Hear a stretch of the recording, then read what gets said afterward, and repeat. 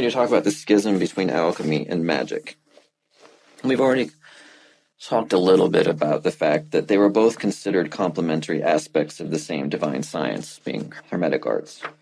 Alchemy has more often been used in reference to physical substances, and magic more the manipulation of mental forces, but both of them always within the context that all was mind. Even though there were a lot of people in the alchemical laboratory tradition that really didn't get the deeper concept, and they were just trying to manipulate physical things, the true alchemical laboratory tradition was always aware of the fact that that was mind. Both of them were intimately connected on a holistic level from that overarching mindset. But over time, different ideas sprang up that pulled away from the integrated view and focused upon isolated aspects of the teaching, kind of like our cubicalism that we have today. This person over here does this, and this person over here does this, and they all run this great big company, but none of the parts have any idea how each of the other parts works. Without the integrated lock-and-key initiatory teachings, the ideas behind the fragmented pieces of the sacred sciences basically became less and less based on direct experience, allowing for what people believed or what they decided to believe to become part of what then became encrusted and encoded into traditions and then belief systems and all this stuff, without the inherent balance that was part of the system, like double entry accounting. It's not single entry, it's double entry for a reason. And if the numbers don't balance, then it's not right. The same thing really did exist in the mysteries a long time ago. It's just we lost all the pieces. So true initiatory streams were maintained, but they went underground right about the time of the fall of the Roman Empire for lots of reasons. At the time, the heyday of the Roman Empire, there was a lot of religious freedom, far more so than what we have today, because there wasn't any judgment about which deity someone was devoted to. It was a melting pot of everything coming together. By the time the Roman Empire really kind of fell apart, the Church of Rome had become basically the source of authority in that domain and had done its best to quelch the competition. The fact that they spent far more time stamping out strains of competing Christianity rather than actually fighting what they called heretics and pagans is not really talked about very much. Yes, they were always wars with the pagan factions for land and power and those sorts of things. But they spent a good deal more effort, from a certain point of view, stamping out alternative strains of Christianity that competed with what today we have come to accept as Christianity, without most people having been aware that at the time Christianity was made into an institutionalized thing, there were several other versions that were just as valid in their own right as the version we have today. And that's not to make it right or wrong or label it, it's just to acknowledge this is what they did. They would fit in, well, they do fit in actually, just fine in today's business corporate world. Since the time that the initiatory streams basically went underground, for the most part, the two main disciplines were studied, but separately, and based on more on personal interest and the texts available to those people at the time, than having a cohesive, structured education in the subject. It just wasn't available anymore. One of the cool things about Rome in the heyday was that the mysteries were more commonly accessible. There were always the people who just wanted to be devotional, who just wanted, just like we have today. But if a person truly wanted to enter into the mysteries and really evolve and learn, there were a lot more legitimate channels to do that then than we have now.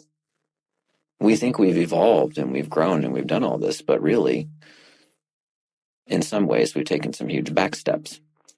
And it's all in divine order. I'm not criticizing because I'm not in control of it. But it's interesting to look at it in that way. That what most of the revivalist traditions that are magical have attempted to do is go back and figure out how to recreate those processes based on Egyptian writing and stuff from all of the traditions that were in Greece and Rome. That's a lot of information to digest, so they all have very different ideas.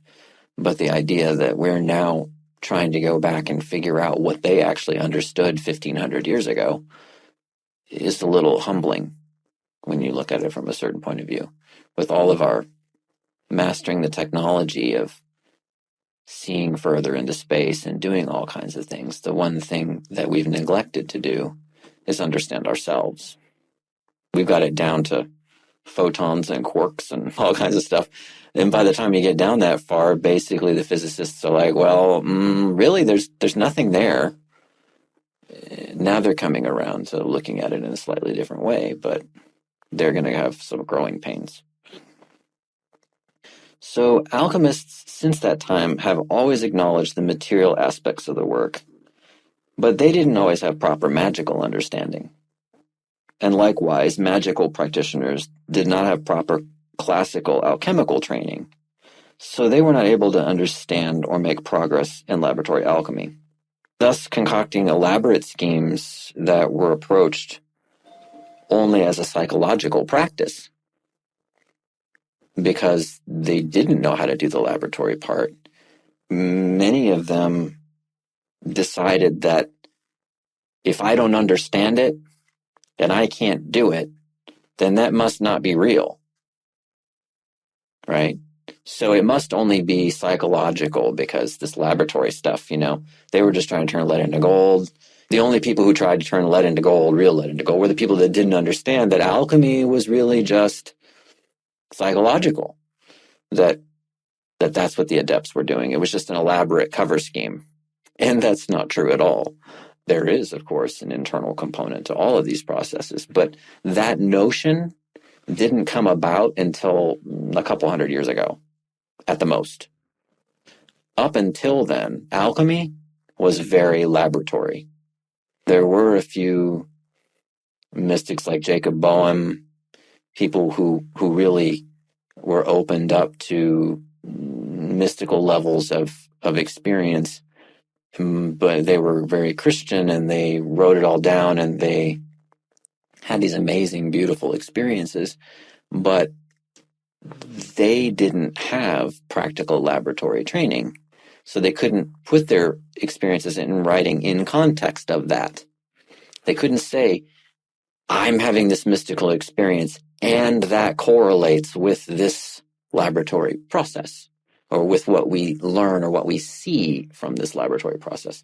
So even people having these tremendous mystical experiences didn't have the training and the laboratory side to be able to integrate them. So again, more pieces parts. It's wonderful. Thank you for sharing. We just have more of this now. We don't have integration yet. So the thing is, the truth is in the middle, in the full and proper integrated understanding of both of those branches. And alchemy has been overlooked in modern fraternal magical teachings because it requires more effort than other practices. A lot more effort. And because of a general lack of real understanding. Some magical groups are embracing the idea of alchemy and doing the lab work. But their only guide in doing that are the modern books published on spagyrics and plant work and things like that, that, as we'll show later, are probably not really what they were presented to be at the time that those things were presented. which is illuminating and frustrating at the same time. Even the Rosicrucian order, which we talked about, decided to downplay and phase out actual alchemical teaching. I'm not sure what they do now, but I'm pretty sure now there is ongoing availability of some kind of alchemy courses. Whether or not they're being taught by someone that was actually an initiate of an adept in the true strict sense of the word or not, I don't know. If what they are teaching for the plant work is essentially the same thing that's in the books that Manfred Junius and Frater Albertus and those founding kind of core founding fathers wrote that have then just sort of been perpetuated, then no, they're not, which is a little disheartening, but that's the way it is. So then even the Rosicrucians had a schism when Frater Albertus left. So even those institutions that are dedicated to the recovery and integration of these things in theory still sometimes have a conflicting agenda. The Rosicrucian Society became very sizable because Lewis Spence was really very good at marketing. Any of those magazines that were somewhat related always had ads in the back for the correspondence courses and becoming a Rosicrucian and a member of AMORC and all that stuff. And there's nothing wrong with that. But it is a little disconcerting to find out that the head of the Rosicrucian order could have ever been a person who would decide to downplay the teaching of alchemy, practical laboratory alchemy. I find it almost hard to process, but yet it's true. The idea that alchemy was purely psychological, which Jung had a huge part in playing, because he didn't have any practical laboratory alchemy. He was a psychotherapist, and he had valid alchemical experiences on that psychological level. We have tons and tons and tons of information, so it's pretty empirical. To say that it's subjective is not really true. It's pretty objective because of the body of information. Once you have a body of information that large, it becomes empirical to a degree. But these predominant opinions were what magical practitioners held up until the point of Israel Regardie, who was shown otherwise by Frater Albertus. Israel Regardie was a huge player in the formative parts of magical theory, magical understanding that we have now. He was also a psychotherapist, and for a long time, he held the same opinions. So his writings held the same opinions. Then Frater Albertus comes along and knocks on his door, and I'm not sure exactly what happened, but by the time they were done, he had a very different opinion. And he wrote a book called The Philosopher's Stone. And The Philosopher's Stone, that book has some really valuable parts, namely the first part of the book, because Israel Regardie discusses the true alchemical processes that are happening within the magical context. Unfortunately, if you talk to people who study a lot of the Golden Dawn stuff or a lot of any of that Hermetic foundational magic stuff, they'll talk about the Tree of Life and the Garden of Pomegranates and a lot of other foundational stuff. Hardly any of them even know that he wrote The Philosopher's Stone as a book. Most of them don't know that it even exists. I don't know why, but they don't. So they haven't read it. So they're in magical traditions that are pushing alchemy around as a word, saying, oh, we're doing alchemy. And they're not doing alchemy. They're just talking about it. So that's one of the things that happens when these prominent people hold these positions. And then later on, towards the end of their life, something happens. And they have a total shift about that particular thing. But because that wasn't prevalent in the beginning throughout most of the core of the body of their work, most people don't know. And then it takes a while. I mean, we're on a decades and decades and decades later. Now it's coming to be more to the forefront of everything. So it has its cycle. He did spend the rest of his life in pursuit of laboratory alchemy, and that's when he wrote The Philosopher's Stone. It's not really well known in either alchemical circles or magical circles. It's not well known in magical circles because it's just not a prominently known title for people to go look for. It's been out of print for a long time. And it's not known in alchemical circles because it was written by a magical person. And they don't pay attention to that most of the time. There's this grand canyon between the two. Once we accept the premise that there is a real practical alchemy, there are barriers in approaching real and practical alchemical study. Mainly, aside from not having its specific teacher, it's access to authentic texts themselves that were written by real adepts, not just the paper mill that was pumped out for hundreds and hundreds of years. Amongst all those fraudulent texts pumped out for money, there are real texts. But how does the person in the beginning discern one from the other? It's very unlikely, statistically speaking, that one person isolated, not connected to other people who know, could sift through that and find, because there's just tons of it. At one point in history, alchemy was the most published subject in the Western world because of that ability to pay premiums. So fake texts are 99% of what's floating around. And then we get into an even more complicated part. Aside from sheer quantity, even within real texts, the number of purported paths to the stone itself, and when I say the stone, I mean the Philosopher's Stone. There are lesser things to do along the way, but when I say the stone, it's the Philosopher's Stone. But the paths to the stone, difficulties in cross-terminology, and conceptual changes within the laboratory tradition that span more than 1,000 years. So even if you have an authentic text written by an adept, those are the texts that are full of the blinds that they put in there to protect what they were saying. And they're missing pieces in order to protect their knowledge. And why is that? Because adepts didn't write for the masses. They wrote for each other. When an adept reached a certain level of understanding, he would publish. Other adepts who would read what that adept published would know, this is an adept. And then they would meet each other.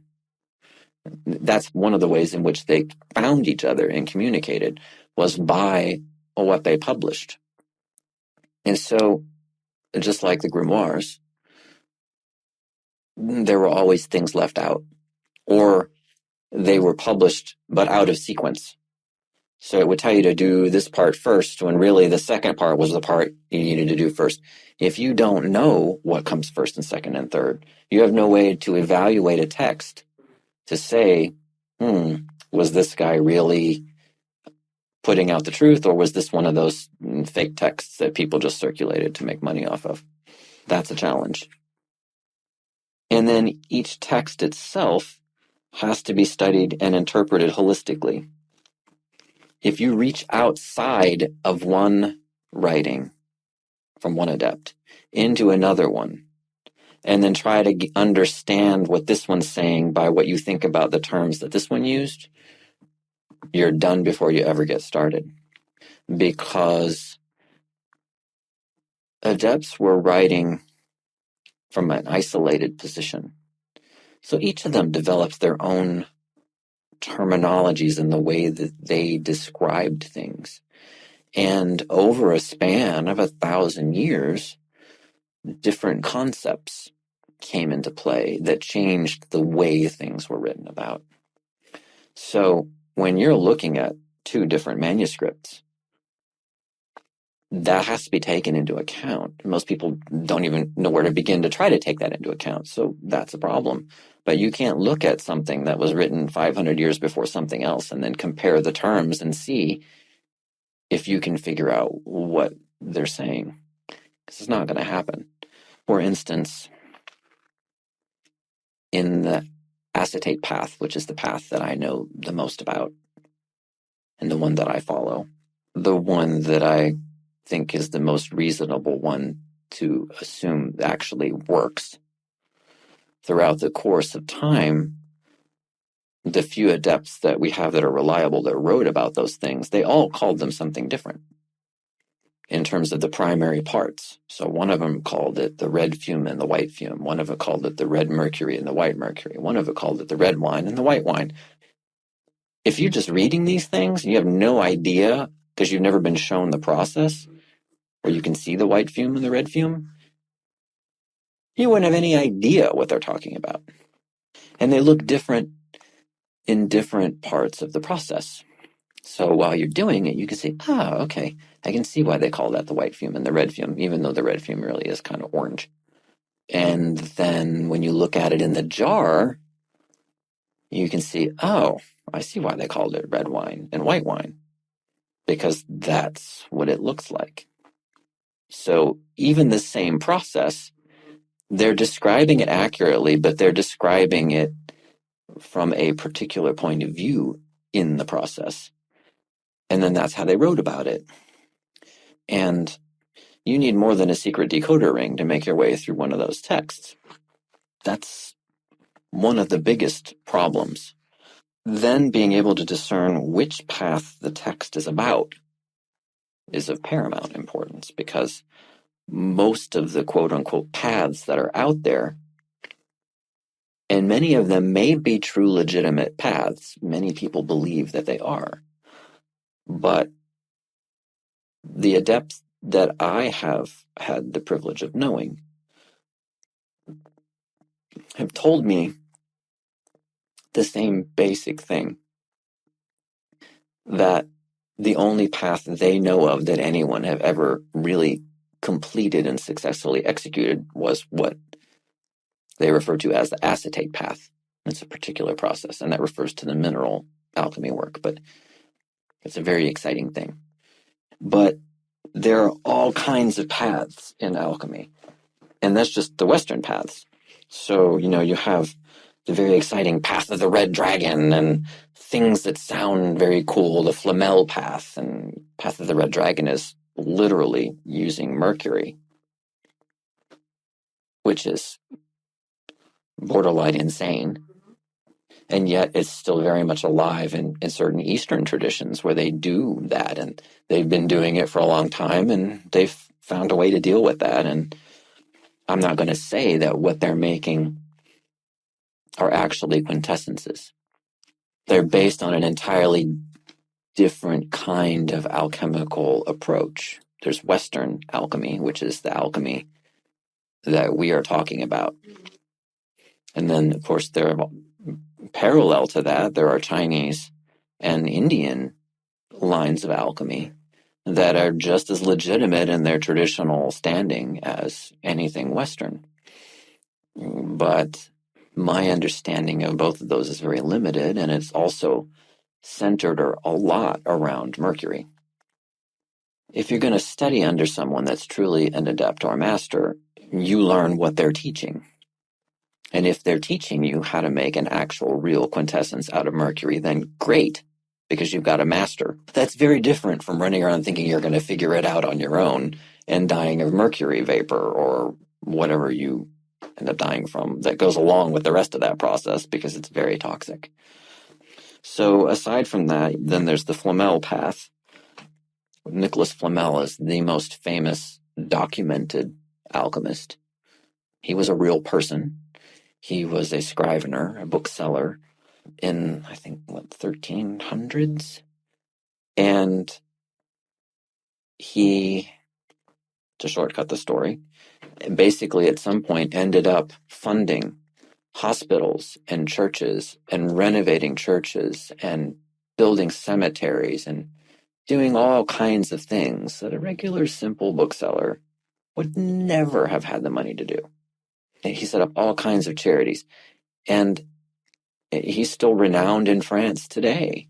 He's part of their national history, and even though they can't explain it, they acknowledge him.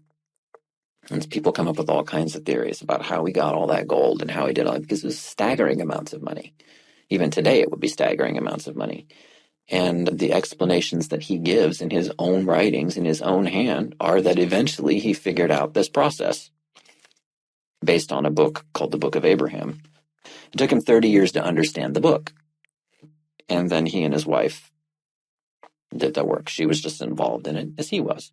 So we have legitimacy there. The problem is with that particular path, people get up to a certain point in it, and then they all stop because nobody knows what the step is after that. So you have a whole bunch of alchemists who seem to be stuck on the Flamel path. The first part of it ends up with a star of antimony, and it's that achieving that stage of the work has become so prominent that there are pictures of it online. You can see it. You can look it up on Google. But that's where it stops. Nobody knows what to do after that. And instead of pursuing an alternative path, they just keep spinning their wheels because they're stuck on that. That's the glass ceiling. I'm sure somewhere somebody knows the rest of that path is, but they're not talking. Then you've got various other paths, the dew path, the urine path, all kinds of other paths that have been created because of certain books that have pictures of people collecting dew and wringing it out and doing all kinds of things. They may be valid, but require a tremendous amount more work because of the quantity of material you would have to have in theory, which is probably part of what's left out of those texts. I'm talking about the dew path, not the urine path. I don't believe that the urine path is actually a real path for what I think are pretty good reasons, even though there are plenty of people out there promoting it. Because one of the things you come to understand is any natural organic substance has the three principles in it, or the four elements. It has to, or it wouldn't exist. So it's not that you can't make a quintessence out of it. It's just a question of how much of it you would need of it in order to be able to get enough of the proportions of the things that you would need, and then how you would get it out of that. And so there are a lot of mechanical considerations of just sheer proportion that make it really impractical, at least in today's day and age. Maybe a long time ago, people just had so much time that they could just spread out sheets and sheets across a whole field and then spend all day wringing them out before the sun comes up and then got all their dew. To me, it's just really labor intensive and no payoff.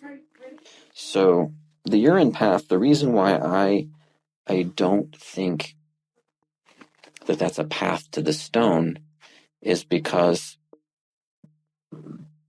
yes, it's an organic substance, but it's a waste product, not necessarily a complete thing that has all the principles in it. It's been broken down and separated into other stuff, and other parts of what was ingested in order to get that as a byproduct have been taken and used elsewhere. It's not a complete thing.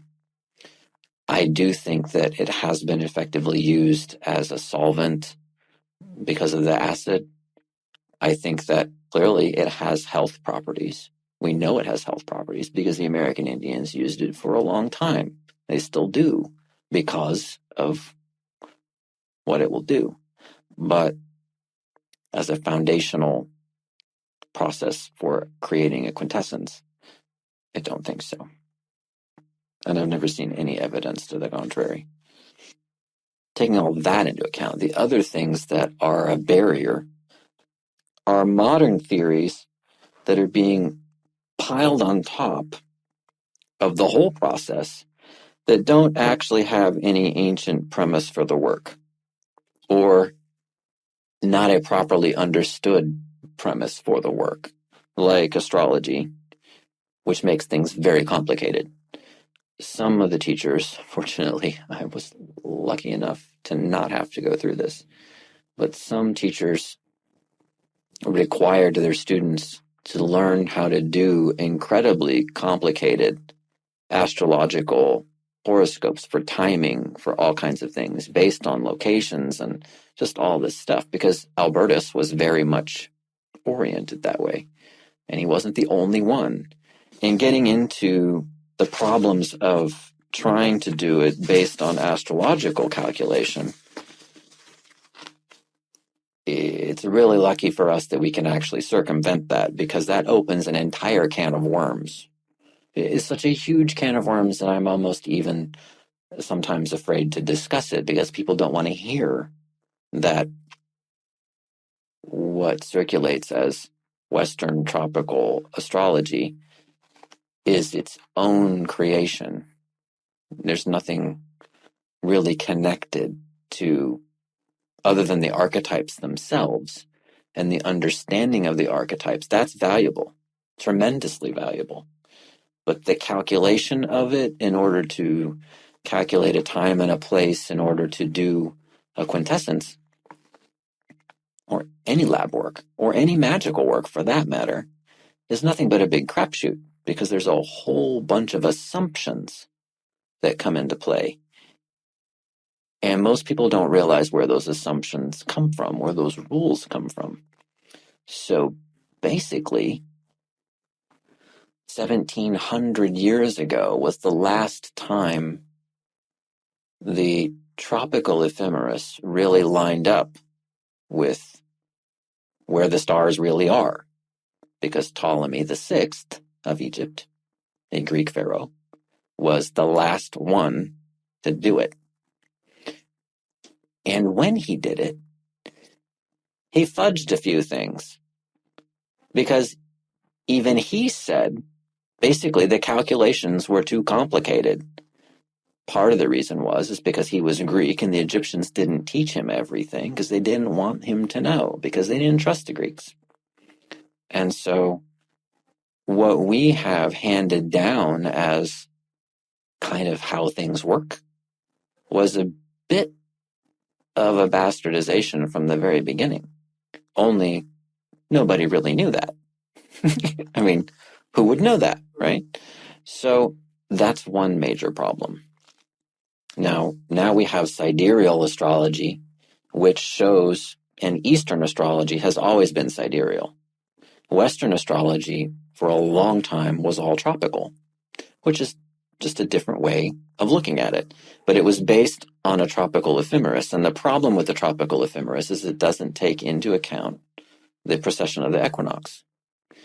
And so what that means is every 72 years, there's a 1 degree slip in the zodiac from where it would be calculated to be versus where it actually is. Kind of like why we have a leap year. Because it's not 365 days. It's 365 and a quarter days. Well, it's the same problem. When you extend that out over 1700 years, you end up with like a 24 degree slip. So tropically, my sun is in Gemini. Sidereally, my sun is in Taurus. It's a big difference. Unless you're all the way at the end of one in that last 6 degrees that won't slide over to the next sign, your sun sign is not really where you think it is, which is really kind of disconcerting when you spent your whole life thinking, oh, when you really get into it and you go and you objectively look at just not the sidereal interpretation of astrology, but just where the stars are. It's where the sidereal ephemeris says, not the tropical ephemeris. And I've had this conversation with tropical astrologers, and because they've found ways to interpret the signs and the archetypes that line up with what they see on the outside as an accurate reflection of those things, they're anchored in tropical astrology. Now, that being said, sidereal astrology has got the same problems. They've got a leg up in knowing where the planets actually are, but at the same time, all the rest of it is stuff that we've made up to try to make sense of all of that. And in investigating all the different, even just within tropical, you've got the Placidus system and the Koch house system and this and that and all these different things. But, if a person was born on the top of Antarctica, they can't have a horoscope because there's no way to calculate past a certain latitude. There's just no way to do it in those systems. I think sidereally, they had the same problem. There's lots of problems because what we've got in astrology is a revivalist tradition trying to figure it out because they lost the way the Egyptians did it when they could do it really accurately anywhere on the whole world. So if you can't do an accurate natal chart, then you can't really do an accurate chart for anything else you're doing either. And that's before you take other things into consideration. So the complexity of the problem is not a secret. Anyone that became an astrologer that learned how to do those calculations would eventually run into places where that didn't work. And then that would force them to come up with a sequence of like fudge factors of how they might try to account for whatever and deal with the problem. And one of the ways that magical people dealt with the problem was by coming up with shorthand systems, days of the week, magical hours, which leads to charts of, Sunday is ruled by the sun, and the first hour sunrise, that's ruled by the sun, and then the next hour is ruled by this planet, and then this one, and that was all made up long after the fact, basically because everybody said, the math is too complicated, I don't want to do it, but I need to create a system that works, or that I feel works for me. Hundreds and hundreds of years later, people are just republishing these tables and books, telling people this is how it really is. And even if that were really true, how do we know that Tuesday is actually Tuesday? If Tuesday really is ruled by Mars, prove to me that today is Tuesday. I've only thought of one way in which you could prove the day of the week was the day of the week, and that's not how we run our calendar. The only way I can think of that you can prove is by starting with Monday on a full moon and saying a full moon is a Monday and calculating everything out after that, because every 28 days we're going to have a 4-week cycle. And then we'd know what was really Monday and what was really Tuesday. But we don't do it that way. So if we don't do it that way, unless you're going to go back and try to calculate that out to find out what the real day of the week is based on that idea, if that's even valid, it's a total crapshoot. There is no way around it when you really get down to it. So the cool thing is that based on alchemical teaching, it doesn't matter. Many modern alchemists would reel in horror at that statement, but it's true. Because what this tells us is that we start with is one thing. Not one thing plus astrological timing, or one thing plus our own personal juju pushed in there, or anything. It's one thing. We start with it. And that's it. And alchemists don't add stuff. They simply remove what is superfluous to the perfection of the thing. That's a little high level. They basically have to break it down, separate it, purify out what is superfluous, and then recombine it back in a way that is part of the process that they have to learn how to do that. That's how a quintessence is made. But being able to bystep all the fluff that's been put on top really is very liberating. I never bought into any of it because I always had the argument of prove to me Tuesday is Tuesday. For the last 20 years I've been, that's been my argument. I just didn't know why that I felt so strongly about that. I have a really good filter for knowing when something isn't right. Even if I don't know what the answer is, I know when something's not right. And that helps me navigate. Basically, I'm just stubborn. And I keep digging and digging and digging and annoying enough people until I get an answer that works as a hypothesis, and then I have to go prove it out.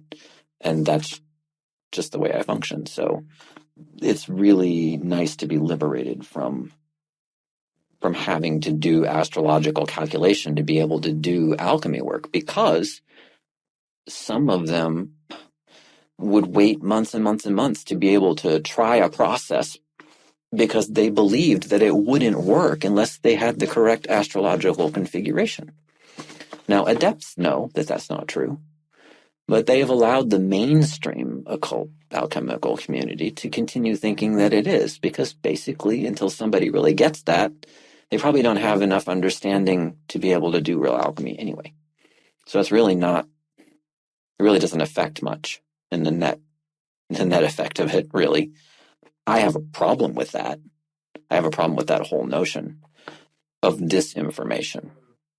If you're not going to say, or you're going to put boundaries on what you're willing to say and what you're not willing to say, I think they should be stated. Yes, I'm going to teach that. No, I'm not going to teach that. Not disinformation to totally screw people up on a path. Yeah, we all have to pay our dues. We have all been hazed by the universe, but there's a maliciousness to some of it I don't think is necessary. Part of that comes from a long-standing tradition of extreme secrecy, based on being in an age where that was required for survival. At a certain point, it needs to be revisited. Like, are we doing this because we're elitists and we don't want people to know? Because some alchemists are elitists. Or are we doing it because we're just dragging around some old thing? Now, I always err on the side of caution for the most part. So I think it's a fairly prudent concept. It's just the disinformation part that I don't like. So the next step is difficulty of the great work in the metallic kingdom. And that is a very exciting part. And I think this is a good place to take a break.